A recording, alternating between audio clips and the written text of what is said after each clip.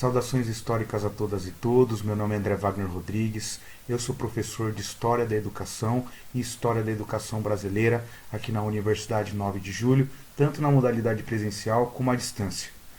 Estou gravando essa videoaula para mostrar para vocês pelo menos 3 grandes momentos na história do Ocidente que contribuíram para mudanças estruturais também na educação.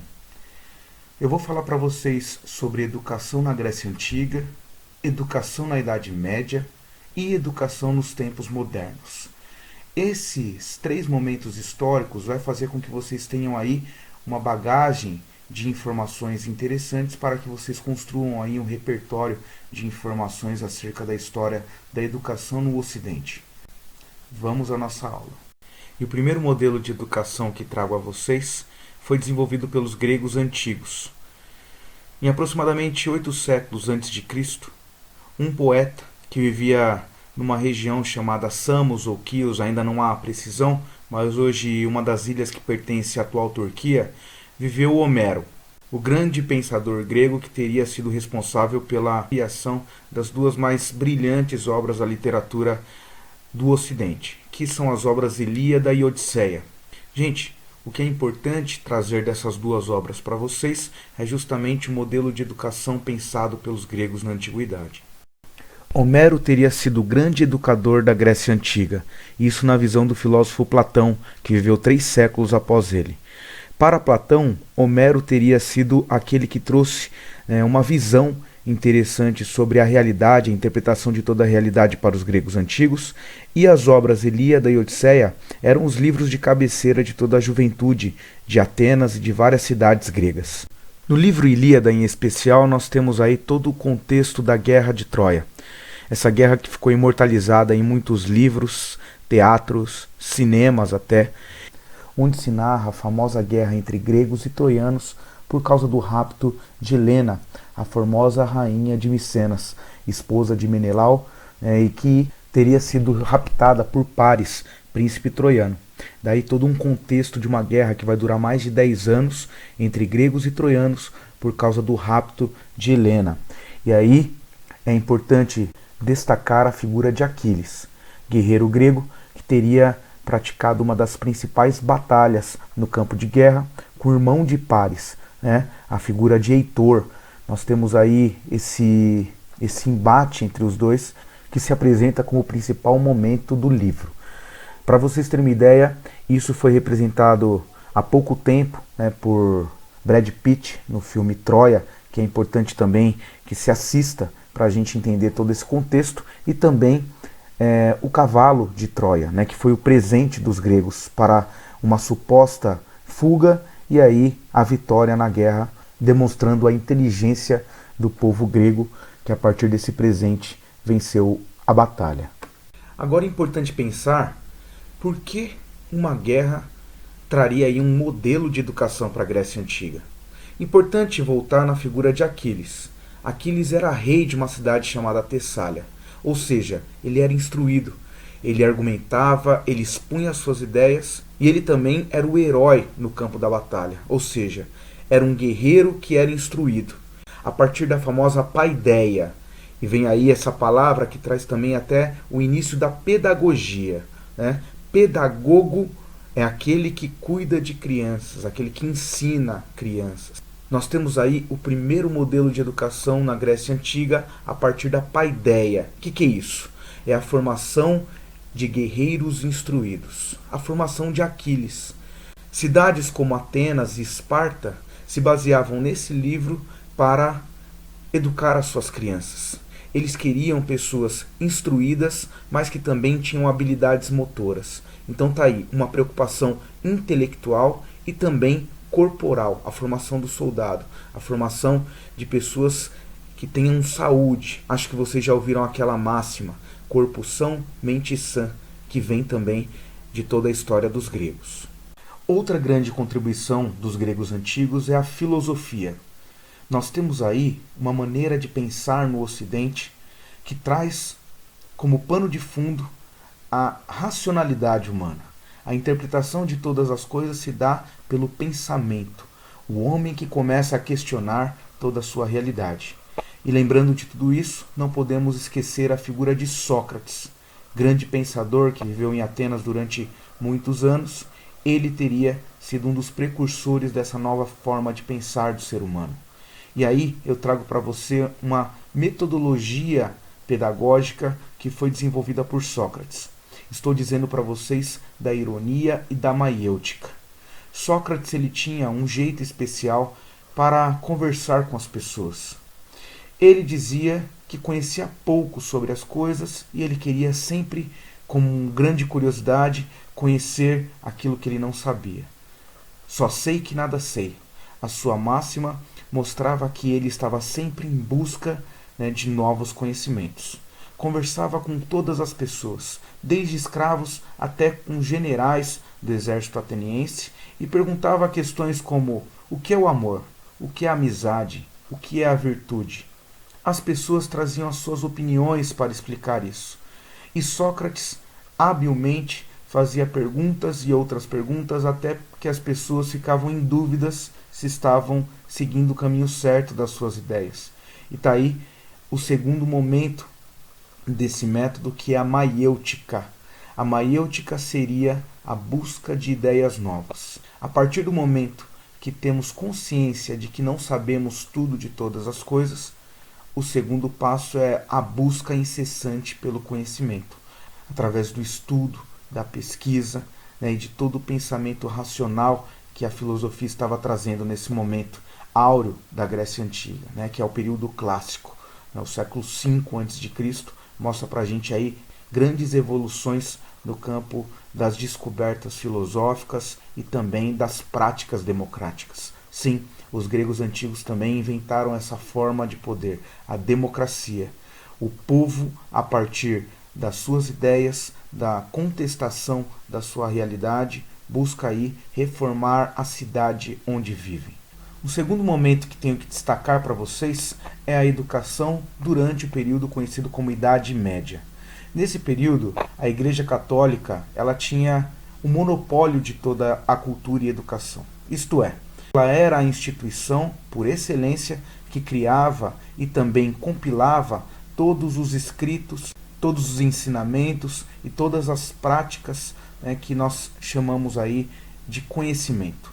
Então nós temos aí nos mosteiros, nas sedes episcopais, pessoas letradas que buscavam sempre criar novas teorias e reforçar aí os dogmas e teorias da Igreja Católica.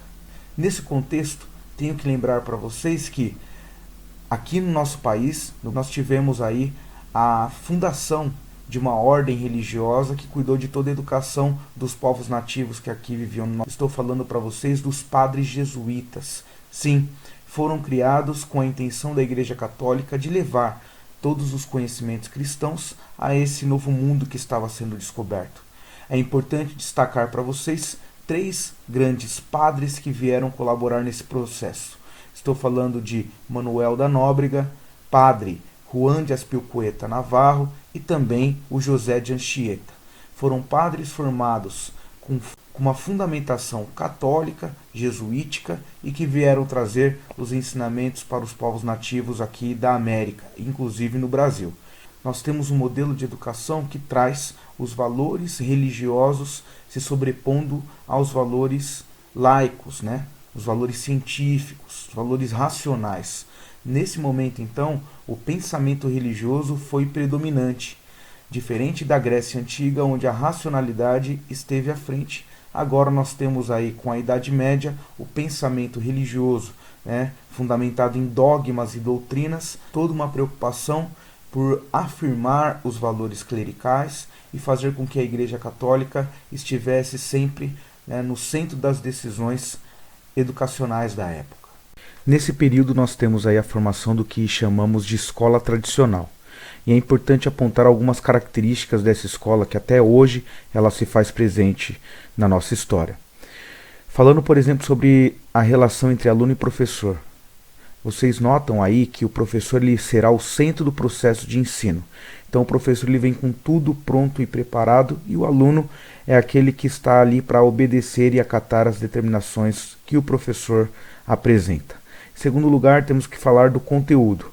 A ênfase é no ensino erudito, enciclopédico. Não há espaço para cuidado com o corpo, somente com o intelectual. Falando também de avaliação, o sistema de avaliação é punitivo. Se cobra bastante a memorização de dados e aí na famosa sabatina o professor cobra tudo aquilo que ele acredita ser importante para o aluno. Então não há contestação, não há crítica, só há obediência. Dessa forma nós temos uma educação magistrocêntrica. O que é isso? Uma educação centrada no mestre. Acredita-se, por exemplo, que as gerações adultas elas devem passar o seu conhecimento às gerações mais novas. Isso quer dizer que a concepção de infância ela praticamente não existe. O menino, a menina é tratado como um mini adulto, ou seja, ele já nasce inserido em uma classe social. O filho do camponês, ele vai ser camponês, o filho do nobre vai ser nobre desde a infância. Não há uma preocupação, nenhum cuidado com a infância, com a essência de ser criança. Não há atividades ou preocupações pedagógicas nesse momento que vai fazer da criança um ser ali também com as suas necessidades cognitivas, éticas, humanas, que devem ser ali assimiladas. A preocupação é outra, é inserir esse menino, essa menina, já no contexto das transformações sociais e econômicas do período. Então, na Idade Média, nós não temos uma concepção de criança fundamentada. Nós vemos a criança como um mini adulto, um ser que já nasce inserido no contexto. O terceiro e último momento que venho a destacar com vocês é a educação na Idade Moderna.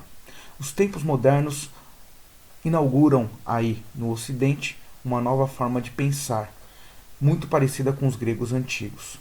Nós temos aí muitas transformações no campo da economia, da política, das descobertas científicas, que vai fazer com que a humanidade se preocupe também com a educação. E aí nós temos que ressaltar para vocês dois grandes marcos nesse período.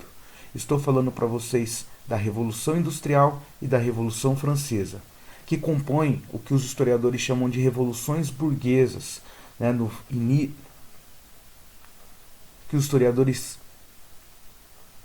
que os historiadores chamam de revoluções burguesas, que vão inaugurar a Idade Contemporânea. Logicamente, essas revoluções trouxeram transformações na educação que a gente tem que ressaltar aqui para vocês. A primeira Revolução Industrial aconteceu na Inglaterra. Nós temos uma mudança na forma de produzir. Anteriormente, nós tínhamos a manufatura. Antes da Revolução Industrial, tudo que era produzido era feito a partir da força de trabalho humana, ou seja, o artesão ele conhecia todas as etapas do processo produtivo e ele produzia aquilo que ele acreditava ser importante e útil para a sociedade. Com a proliferação das máquinas e das indústrias, nós temos uma produção muito mais acelerada. A vista urbana vai se modificar radicalmente. Nós temos agora uma migração das pessoas que viviam no campo agora para as cidades, que começam a ganhar muito mais vida. Nós temos um cenário totalmente diferente da Idade Média, onde o campo era predominante. Agora, as cidades estão em ebulição, transformando as relações de trabalho e as relações humanas.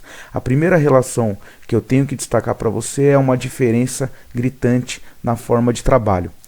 Poucos, que são aqueles donos das máquinas e das indústrias, os burgueses, a burguesia, são os donos dos bens e dos meios de produção, e agora nós temos uma grande massa de operários, de proletariados, pessoas que sustentam a sua família. Então nós já temos aí uma divisão da sociedade entre burguesia e proletariado. É importante mostrar isso para vocês porque a educação vai ser também agora dividida de duas formas. Como vocês podem notar, e Charlie Chaplin ele fez vários filmes falando dessa relação, é importante falar também sobre a alienação do trabalhador.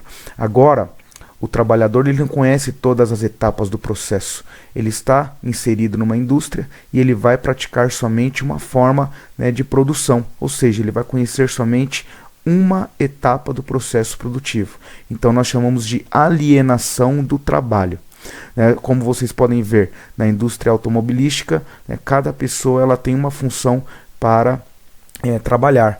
Então a gente tem aí, logicamente, a alienação do trabalhador. O trabalhador que antes conhecia todas as etapas do produto de produção, agora ele está reduzido a uma ação apenas. Então nós temos aí essa relação de exploração do trabalho que a indústria traz. Importante lembrar nesse momento que nessa divisão que acabei de falar para vocês entre burguesia e proletariado, logicamente agora os filhos dos proletariados não estarão na escola, né? Muitos deles estarão ali completando a renda familiar, fazendo trabalhos ali, que obrigavam-nos a ser mais um na família a lutar pela sobrevivência. Então nós temos aí cena de várias crianças trabalhando em várias indústrias em trabalhos pesados, degradantes. Como vocês podem notar aí, nós temos um momento de divisão da sociedade. A sociedade capitalista vem trazer aí dois grupos antagônicos, burguesia e proletariado, que logicamente vão ter ali acesso a dois modelos diferentes de educação. A burguesia vai ajudar a formar a elite intelectual, enquanto a classe trabalhadora vai ter acesso a uma educação de formação de pessoas técnicas, que conheçam ali a instrumentalização das máquinas, que saibam operar máquinas. Ou seja, há uma divisão na sociedade entre trabalhadores intelectuais, futuros condutores da nação, e trabalhadores braçais, os conduzidos da nação. E hoje também é assim, não é?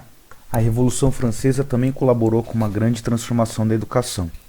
Como vocês podem ver, aí está a pirâmide social da França antes da Revolução.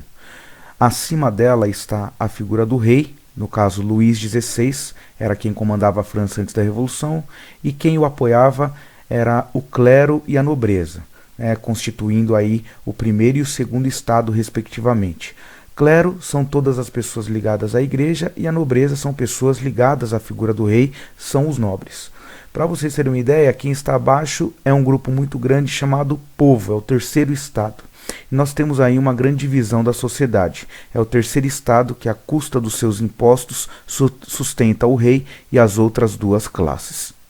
Esse terceiro estado ele foi influenciado pelos ideais iluministas.